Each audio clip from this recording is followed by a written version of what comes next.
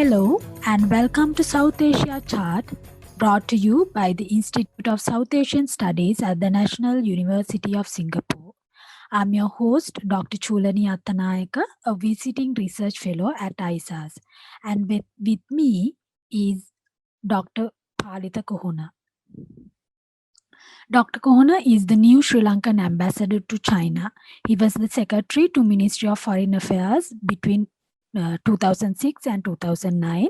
He served as the permanent representative of Sri Lanka to the United Nations in New York from 2009 to 2015. During his tenure at the UN, he has chaired and co-chaired multiple working groups and committees, including the UN Working Group on Biological Diversity Beyond National Jurisdiction and UN Committee on Israeli Practices in the Occupied Arab Territories. He was also the chairman of the UN General Assembly's 6th Committee Legal in 2014. Previously, he was the Secretary General of the Government Peace Secretariat, during which time he participated in 2 rounds of peace negotiations with the LTTE in Geneva and led the delegation to a round organized in Oslo. In this episode, we will have a closer look into Sri Lanka's relations with China. Thank you, Ambassador, for joining with us today. My pleasure. I've been looking forward to this for the last few days. Thank you. So let's begin with your newest adventure to Beijing. You'll be soon going to Beijing as the new ambassador to China, new Sri Lankan ambassador to China. So what will be your priorities in enhancing Sri Lanka's bilateral ties? Now, to begin with, let me say categorically that our bilateral ties are very strong. We've been friends not since yesterday, but for over 1,000 years. But in more recent times, our relationship has blossomed further, especially during our internal terrorist conflict. China was a major backer. If not for China's support, in my view, it's unlikely that we would have been able to end this conflict in 2009. And China supported us, extended its support, even when our other friends were looking the other way, turning a blind eye and looking the other way. So, and then more recently, when we were desperately looking for investment funding to kickstart our economy after 27 years of lagging behind, it was Chinese investments that helped us greatly. Now we see the results. We've seen new harbors, airports, highways, even railway lines built with Chinese assistance. And then most recently, when COVID-19 began to sweep across the world, China was one of the first countries to extend support to Sri Lanka. And so the bilateral relationship has been very strong. Zhou Enlai visited Sri Lanka in the 50s. Mrs. Bandaranaike visited China more than once when she was Prime Minister. And since then, our leaders have been visiting China. President Xi Jinping himself came to Sri Lanka in 2014. So it's on a very good foundation that our bilateral relationship rests now. My job would be to enhance it further and ensure that it will be a lasting relationship, not a relationship that's convenient to both, but and it shouldn't be a relationship of convenience, but something that would be established on a strong foundation to last for a long time. That will be my priority concern. And I don't think there will be too many challenges in that respect, given this high degree of warmth for each other amongst the leaders of the two countries. We also understand that Sri Lanka has treated China as a regional friend and a partner, as well as an inspiration in many respects. So China, on the other hand, has also looked to Sri Lanka for support in critical areas. Sri Lanka has always recognized only one China. We do not in any way support any thinking that China should be anything but one country. We have also extended our support to China in the WHO when others were trying to pinpoint or find fault with China with regard to its response to COVID-19. So it's been it's a substantive relationship between the two countries based on trust, mutual understanding, and a feeling that we can be beneficial to each other. So I think it's correct to say that Sri Lanka and China's relationship especially enhanced during previous Rajapaksa administration. How do you see the relationship span out in this Rajapaksa administration? Are there any changes, and what are the aspects that will continue? I don't think there will be any substantial changes. We would work towards making the relationship stronger, place it on a firmer footing, and ensure that there is mutual understanding. So personally, I don't think there'll be a huge difference between the attitudes of the Mahinda Rajapaksa government and the current government of Gotabaya Rajapaksa. Gotabaya Rajapaksa himself has been a keen visitor to China. He had been there over 13 times. I myself have gone there even on more occasions than that. So I think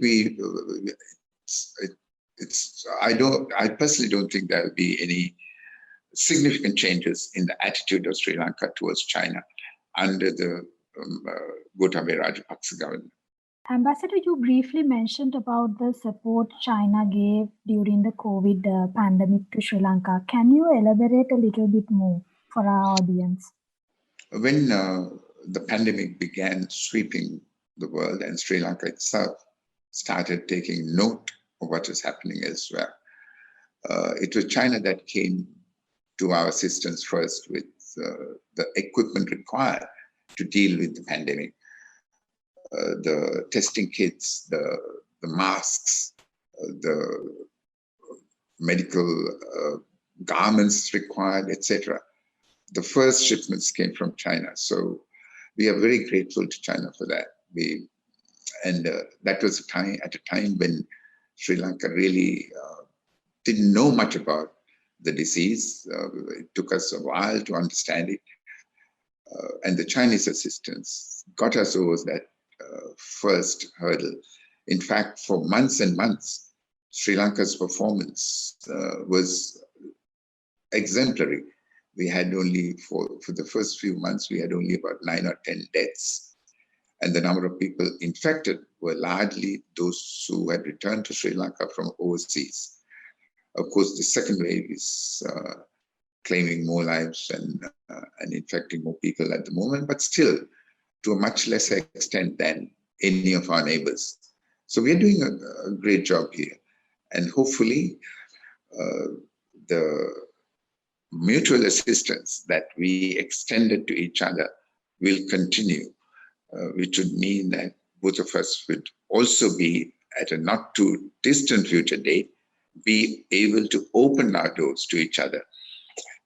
In this context, I have to remind the listeners that China is the biggest, or was the biggest source of tourism in the world. 169 million Chinese traveled outside the country in 2019. Sri Lanka's economic future, to a large extent, rests on reviving our tourism industry. And we would certainly be looking to China to supply the numbers of tourists that we need to revive our industry as well as kickstart our economy again. Ambassador, let me ask this question with regard to the global changes that happened within the last few weeks. So we saw that the United States administration changed after the election. And for a small country like Sri Lanka, these changes impact directly in our foreign policy. In your opinion, and from your experience as a former foreign secretary and later as a permanent representative to UN for a period of time and have been closely observing the US politics from New York, how do you think the new administration's policies will impact Sri Lanka's foreign policy? And in particular, how will it impact our relationship with China? First, let me take the first part. A mature country like the United States does not change its foreign policy overnight, nor does it adjust its policies willy-nilly. There is a certain degree of predictability about the foreign policy of the United States. But having said that, there is an expectation that the United States in the future would be less confrontational and more prone to resolve disputes and differences through dialogue and through discussion, rather than simply approach the world in a confrontational manner. How would this affect Sri Lanka? Sri Lanka has always considered the US to be a friend, in fact, a long-standing friend. And we've had very warm relations with the United States in recent times. And I don't think that much would change. The United States may, in certain areas, revive its previous positions, but I'm not certain about that, because after all, at the end of the day, what is important is for Sri Lanka to be confident about the United States and its policies towards itself. We have categorically stated that we will be non-aligned in our approach to the power blocks of the world. And we know that some very significant powers are competing, jousting for influence in our region. And it will certainly be a challenge for our foreign service and foreign policy makers to chart a course which is non-aligned and non-interventionist. We also expect the rest of the world to abide by the principles of the United Nations and let us determine our future ourselves, rather than try to or attempt to influence our policy making. At the end of the day, it's the people of this country who have to decide what is good for them and what is bad for them.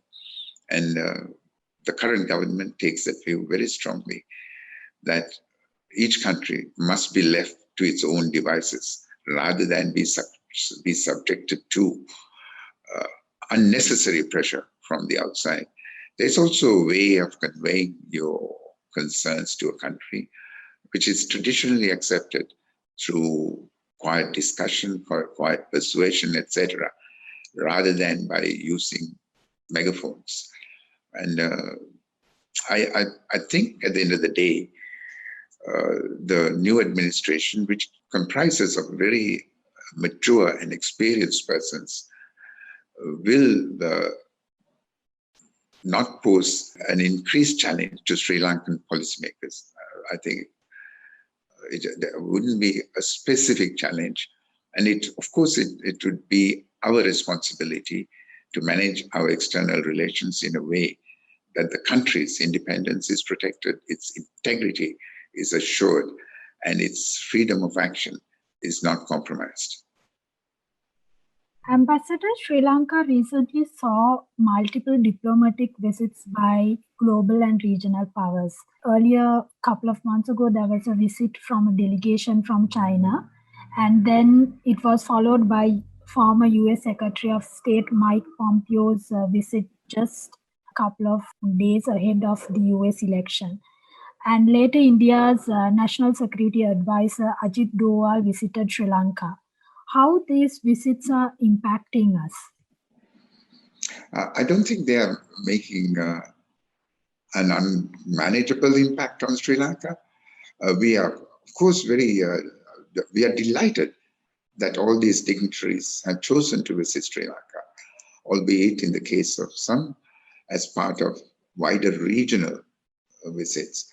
But it's for Sri Lanka, it's a good thing that they are all paying attention to Sri Lanka. We didn't enjoy being ignored for some time, but now at least we are attracting the attention of the bigger players in the region, some of them not our immediate neighbors, distant neighbors, but nevertheless, it's a sign that Sri Lanka is considered by them to be an important entity in the world stage. And I think that is it's by itself is a positive development. It won't simply be a one-way flow of ideas and influences. Sri Lanka can use those and has used those visits to express its own views and to try and influence the visitors who so kindly thought it useful to come with us. I think at the end of the day, these visits should be considered to be in a positive light, and that they are, and that we should manage those visits in such a way that they benefit Sri Lanka rather than do something else. And I'm sure that given the experience of our policymakers and their own approaches to the world, that we could turn these visits to our advantage. I'm also confident that these countries would have expressed their own views, and I was party to at least one of those meetings. And of course, we will take those views into account, but not necessarily be pushed off our own positions because of them. As Gandhi once said, let the thoughts of the world come and swirl freely in our house, but we refuse to be blown away by them. I understand that you look at this in a very positive light. So let me probe a little bit more into this. There are also arguments that such attention also create difficulties or challenges for Sri Lanka. More recently, there was a dispute in the mainstream media between the US ambassador to Sri Lanka and the Chinese envoy to Sri Lanka over some remarks both parties made in their own interviews. So even though Sri Lanka tries to maintain a balance, inevitably we are getting dragged into a conflict that we don't want to be involved. How do you think Sri Lanka should navigate a situation like this? We did notice the exchange that took place, but there's no need to conclude that we are going to get dragged into that debate or conflict even, because it's for our neighbors, our friends, to sort out their differences amongst themselves. In many of these instances, we have no role to play. For us, it's unfortunate that our friends are quibbling with each other. But in the world, that is inevitable. There are countries with their own interests to protect and advance. The important thing is for Sri Lanka not to get entangled in these power struggles, if you could describe them in those terms. And again, let me emphasize that we have a mature leadership with a good understanding of the world. And for us, what is important is our own independence, our own sovereignty, and our own security. We do not need to get involved in others' struggles for influence or dominance. We will manage our own affairs in the best way to suit our needs. So I personally don't think that we are getting dragged into others' conflicts or or to their contentious situations, we will just sit out and watch how everything pans out. Finally, let me ask about Sri Lanka's India first policy when it comes to India's security concerns. So recently, Sri Lanka categorically mentioned that the government will give priority to India's concerns when it comes to security matters. So I think India, Maldives, Sri Lanka trilateral security dialogue is an extension to this.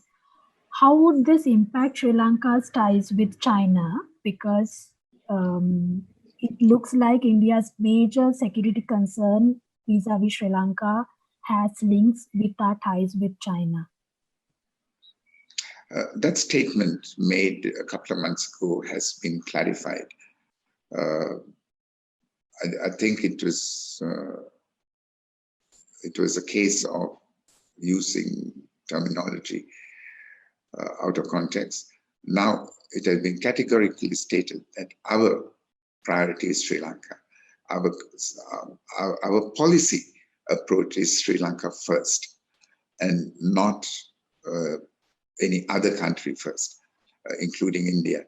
And of course, when you say that our policy approach is based on Sri Lanka first, we are also conscious that our neighbor, friend, and long-standing inspiration in various aspects, India has legitimate security concerns in the region. It's a regional power.